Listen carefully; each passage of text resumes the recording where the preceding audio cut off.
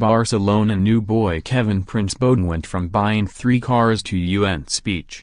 There will be few regrets when Kevin Prince Boateng hangs up his boots, especially now that his colorful career is set to end with a last hurrah under the lights of the Nou Camp. He has played for Jurgen Klopp and Massimiliano Allegri.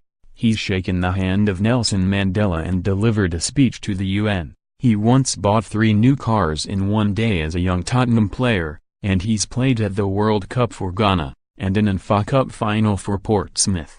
Now he's going to line up alongside Lionel Messi.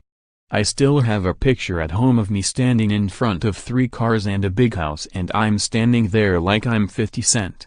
I look at it sometimes and I say, look how stupid you were, he told Sportsmail 2 years ago while he was playing for Las Palmas.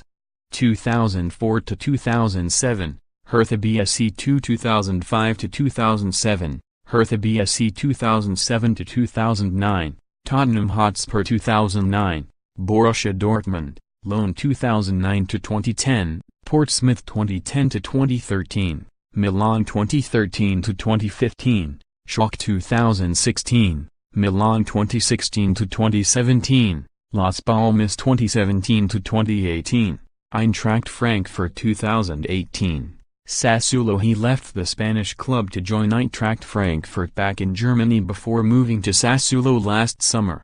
He has inspired them on the pitch, with 5 goals in 15 games, and in the dressing room, having taken charge of the pre-match playlist. He has thrived in the false 9 role he played in Spain at Las Palmas under Quick-Session, who has been tipped as a future Barca coach.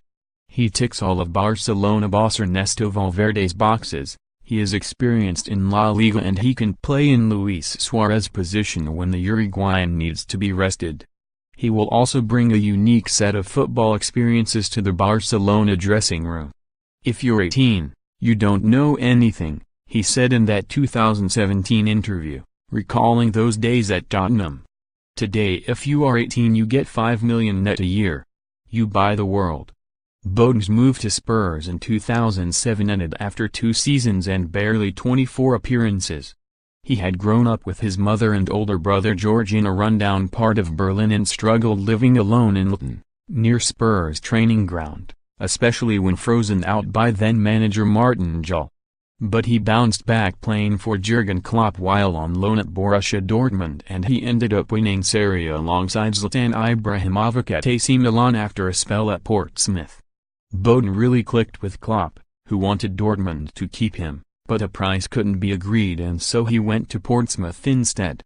They were already hurtling towards financial meltdown, but they were burning out, not fading away, reaching the FA Cup final while the bailiffs moved in at Fratton Park. He scored in the FA Cup semi-final at Wembley to beat Tottenham and take Pompey back to the National Stadium.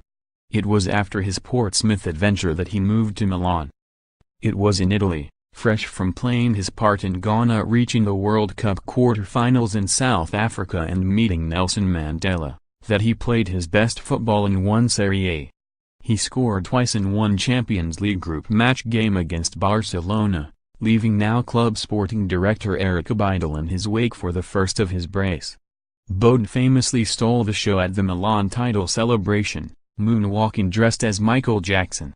It was homage to one of his biggest heroes, just 12 months after he had met another, Mandela. "My daughter wants to marry you," is what Mandela told him to break the ice.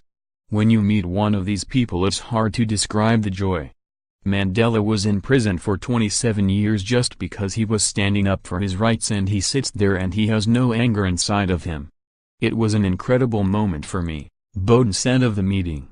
In January 2013 he walked off the pitch in a friendly for Milan against Italian 4th Division side Pro Patria after he had been racially abused by a section of the crowd. That's how he ended up delivering a speech to the UN and heading up the first ever FIFA anti-racism task force, sadly long since abandoned without any real progress made. He has described the speech to the UN and the ovation he received as the craziest moment of his life. He has spoken already about what he will do when he stops playing.